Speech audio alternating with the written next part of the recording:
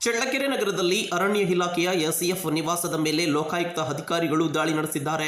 ಚಿತ್ರದುರ್ಗ ಜಿಲ್ಲೆಯ ಚಳ್ಳಕೆರೆ ನಗರದ ವಿಠ್ಠಲ್ ನಗರದಲ್ಲಿರುವ ಮನೆ ಸೇರಿದಂತೆ 4 ಕಡೆಗಳಲ್ಲಿ ಏಕಕಾಲಕ್ಕೆ ದಾಳಿಯನ್ನು ಮಾಡಲಾಗಿದೆ. ಹಿರಿಯೂರು ಉಪವಿಭಾಗದ ಎಸ್ಎಫ್ ಆಗಿದ್ದಂತಹ ಸುರೇಶ್ ನಿವಾಸದ ಮೇಲೆ ದಾಳಿಯನ್ನು ನಡೆಸಲಾಗಿದೆ.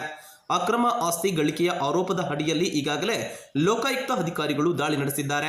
ಚಳ್ಳಕೆರೆ ನಗರದ ನಿವಾಸ, ಹೊಸಬ್ಯಾಡರಹಟ್ಟಿಯ ಮನೆ, ಬೆಂಗಳೂರಿನ ನಿವಾಸ, ಹಿರಿಯೂರಿನ ಎಸ್ಎಫ್ ಕಚೇರಿಯ ಮೇಲೆ 4 ಕಡೆಗಳಲ್ಲಿ ಏಕಕಾಲಕ್ಕೆ ದಾಳಿಯನ್ನು ಮಾಡಲಾಗಿದೆ. ಅಷ್ಟೇ ಅಲ್ಲದೆ 4 ಕಡೆ ಕೂಡ ಲೋಕಾಯುಕ್ತ ಅಧಿಕಾರಿಗಳು ದಾಖಲೆಗಳ ಪರಿಶೀಲನೆಯನ್ನು ನಡೆಸುತ್ತಿದ್ದಾರೆ. ಇನ್ನು ಬೆಳಗಿನ ಜಾವದಿಂದಲೇ ಈಗಾಗಲೇ ಲೋಕಾಯುಕ್ತ ಅಧಿಕಾರಿಗಳು ಸುರೇಶ್ ಅವರ ನಿವಾಸದಲ್ಲಿ ತಲಾಶ್ ನಡೆಸುತ್ತಿದ್ದಾರೆ. ಚಿತ್ರದುರ್ಗದ ಲೋಕಾಯುಕ್ತ ಎಸ್ಪಿ ವಾಸುದೇವ್ ರಾಮ್ ನೇತೃತ್ವದಲ್ಲಿ ಈ ಒಂದು ದಾಳಿಯನ್ನು ನಡೆಸಲಾಗಿದೆ.